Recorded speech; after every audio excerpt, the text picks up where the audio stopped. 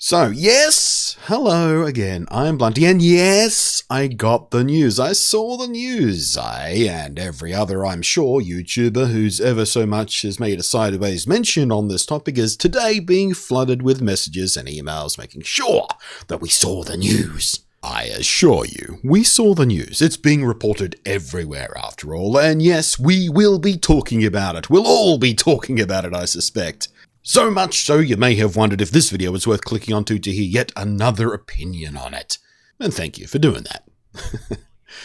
Fortnite cross-platform multiplayer on PlayStation. It's coming in an extended beta, or whatever they're going to call it. The current indisputable giant of the console space, Sony, has finally relented after not only blocking cross-platform play for a title that literally every other platform it was available on could do it without issue, and not only that, but somehow being allowed to hold hostage a third-party game account, so if you ever once even logged into Fortnite on PlayStation, your Epic account was locked to only ever work on PlayStation from then on in.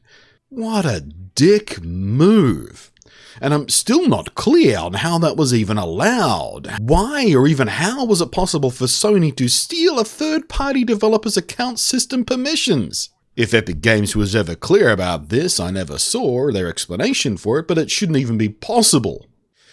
Anyway, after all that, and a wave, a tsunami of anger and relentless pressure from players of the most popular multiplayer game on the face of the planet right now, and pressure from even those of us who don't play Fortnite, but think it was rather important that we not let up on Sony on this, and how vital it is for the gaming community at large and the industry that Sony not be allowed to get away with this, that we not become complacent and apathetic about it, that we not allow Sony to get away with this by just stubbornly gripping onto their arrogance long enough for us to all get tired of being angry at them or get distracted by whatever outrage of the week came along next for all the outraged trend chasers to hop onto.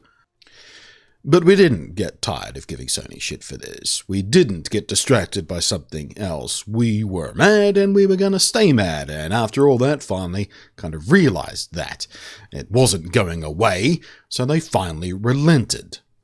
Claiming, in the most spin-filled press release I've seen this month, possibly this year, that they've managed to identify a path to cross-platform play. They said, "We appreciate the community's continued patience." Yeah, nobody was showing you any patience, you cockgobblers. "As we navigated through the issue to find a solution." They navigated through the issue to find a solution. They dripped with barely contained passive-aggressive resentment by being forced to do this. Only the path that they navigated was one that was never hidden to begin with. It was never closed. Literally every other place you can play Fortnite already did it without issue, without fuss. It was just there, working. There was no issue. There was no path to navigate to. It's just so transparent bullshit. And on top of that, just a few months back, Sony had said on this issue, "On cross-platform play, our way of thinking is that PlayStation is the best place to play Fortnite. I believe partnered with PlayStation 4 is the best experience for users. That's our belief." Except when they said this, a few titles already allowed cross-platform play with PC, they just blocked it from other consoles, because they're petrified of giving their customers a choice. They're terrified that if people had options, they wouldn't actually choose the Sony option. Now that doesn't sound like they were at all convinced of their own self-stated superiority, does it? I mean, if PlayStation was the best place to play, why did they fear people wouldn't choose to play there if given the choice? So it's a pretty no-shit Sherlock moment that not only was that excuse complete BS, but they didn't even believe it themselves. Not even a little bit. PlayStation is not the best place to play, and it seems like they know it. I know I only ever use my PlayStation these days for first-party platform exclusives. You know, games that they're essentially holding hostage. Like Spider-Man, no doubt one of the best games I've ever played, ever. It is fantastic. Insomniac did such a brilliant job with that thing. And I'm telling you right now, I'd not be playing it on PlayStation if I had the option. Not because I'm a fanboy type of crap, although I'm sure people will accuse me of that. The other fanboys, the pro-Sony fanboys, will accuse anyone who speaks against Sony for whatever reason of being a fanboy for Xbox or whatever. And so this is the point where I point out I'm not a fanboy because I've owned Sonys. I mean, I've got 3 PS4s. The launch one, the 20th anniversary grey one, which was a gift from Sony back when their PR people still talked to me before I got sick of their shit. And a PS4 Pro, which I purchased for myself just before Spider-Man launched. I've also got like 3 Vitas and 2 PSPs and whatever. See, I want to like Sony, just like I want to like Nintendo. But in both cases, their corporate attitudes make it tricky sometimes, and Sony's arrogance in particular and consumer and community hostile attitudes over the past couple of years make it very hard to give PlayStation the benefit of the doubt. I wish I could, because there are some fantastic experiences on Sony, but I'm not an idiot. I see what they're doing, and it makes it very difficult, like I said, to give them even the smallest sliver of the benefit of the doubt. The Fortnite debacle being only the most recent example, of course, and back before their excuse about PlayStation being the best place to play, so that's why they weren't doing multi-platform stuff with the other consoles. PC doesn't count, apparently. But back before they were flying the flag of PlayStation is so good they don't think people should even be given the choice to play elsewhere, there was a completely different excuse. See, Sony have dodge-rolled on this issue a few times, each time offering up a different excuse, and each time it's complete BS.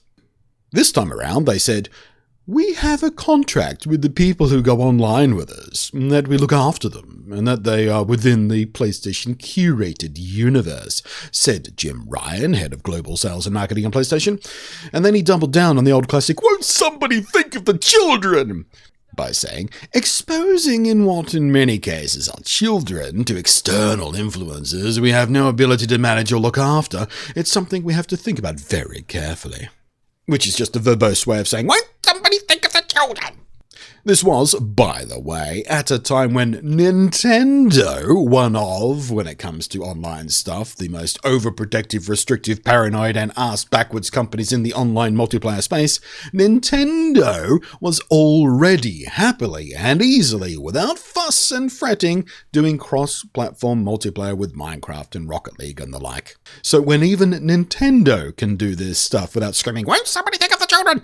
well, it was stupidity or catastrophic arrogance, or more likely both, for Sony to believe that anyone, anywhere, would actually buy their excuse of think of the children, for being the reason they were blocking this open choice from their platform. Which is why, a couple of months later, they changed their excuse to Sony being the best place to play, and that's just that. That's it. Nobody should be given the choice. It's the best. We know it's the best. You don't get to choose. No, in both cases, it was just fear. Fear that unless they held their players hostage, they would go elsewhere. Fear that if given the choice, people wouldn't use their service, wouldn't pony up the price of PlayStation Plus.